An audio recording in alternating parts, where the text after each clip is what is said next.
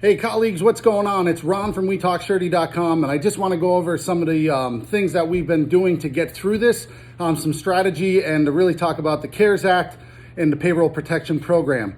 If you are, have received the paperwork and you're in line, I know that the funds have dried up, but there will and is in the act of the part 2 of this. So if you have all of your paperwork in line, be patient with it, and hopefully your bank will be able to come through and receive the funds and distribute them correctly. I was fortunate enough, I did my due diligence, I had my forms, I went on to the website. Okay, the CARES Act is hot right now, and for those who don't know, it's the Corona Aid Relief Economic Security, all right, and that was the $2 trillion economic relief that will help out small businesses in the United States. Again, a lot of it has been eaten up, and it's kind of dissolved at this point, but you need to be prepared for when part 2 comes out. Pretty sure from talking to my lender that the application process is going to be exactly the same, just more funds in it. So if you're in a queue waiting, it comes down to, how do you bank? Do you bank with the smaller bank, or are you banking with the larger bank? I talked to some other shop owners, they bank with the larger bank. There was 44,000 people in front of them. I switched from a larger bank earlier in the year. I went to a more local bank, and I was fourth in line because I had my paperwork and everything.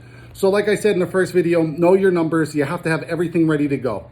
If you have a bookkeeper and you're fortunate enough, or use QuickBooks or an online accounting system, this will definitely help you speed up the process.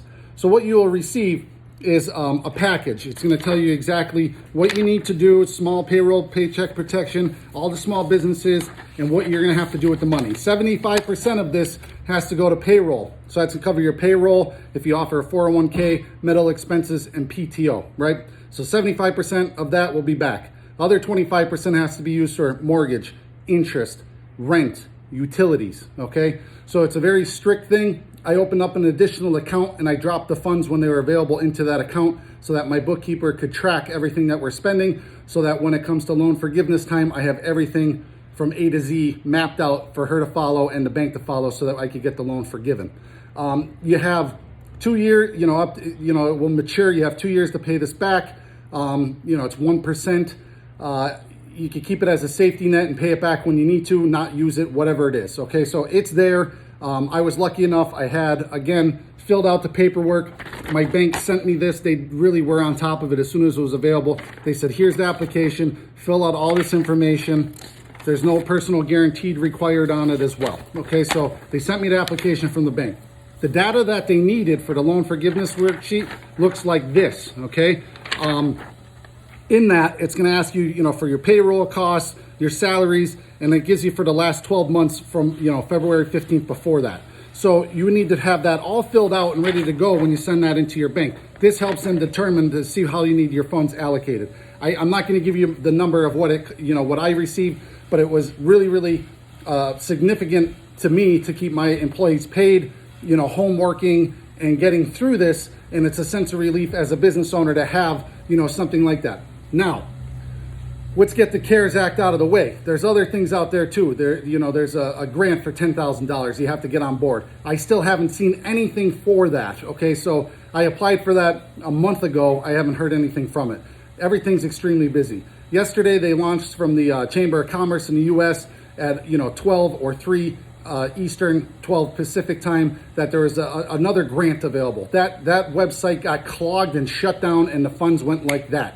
So you have to be on top of this. You have to make sure that you're sitting there, being and doing your due diligence and getting everything done. I talked to some shop owners, like, yeah, I have until June to apply for this.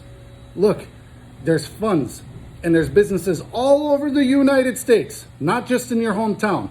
And all of those businesses are trying to get that $2 trillion, that what they passed, the economic relief, okay? So you have to think you need to move fast.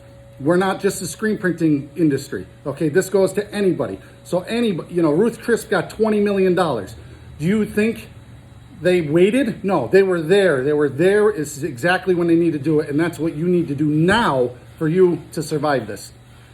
Like many companies, you have to pivot and adapt, and that's the most important thing right now. Pivot and adapt. we changed over. We are, getting into different niches that we've printed for before, but now we are actually hitting that target harder. We're doing nursing homes, we're doing medical, we're doing the essential workers, we're doing supermarkets, pharmacies, things that are open right now, things that are driving revenue for themselves and where they have extra to give back.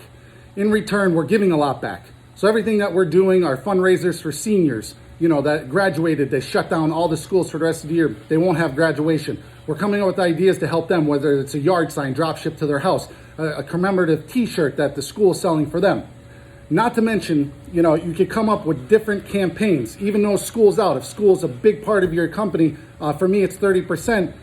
Make a campaign for them, something strong. So Hornet Strong, Wildcat Strong. Make these online stores, send it to their PTOs, their principals. Tell them, hey, portions of the proceeds will go to the food pantry. Make them aware that you're here to help them.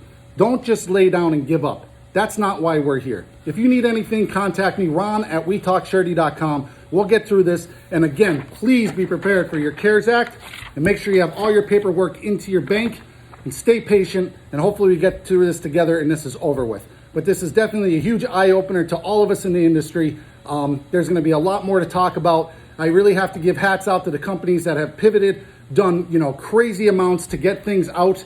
Some companies, they got face coverings out there. I think it's amazing what they did in such a short time. They're getting bashed for what they did, but guess what? It's a cover up and something's better than nothing.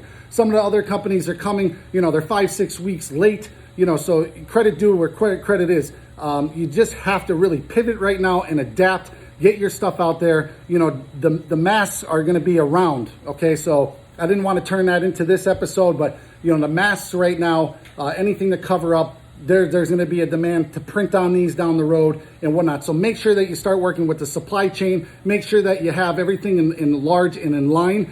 And don't forget about screen printing, embroidery, and what you do best every day, because we're in an industry that bounces back very, very quickly, and there's going to be a surge. People are going to want to get stuff out there. People are going to start marketing. So if there isn't an opportunity, create one.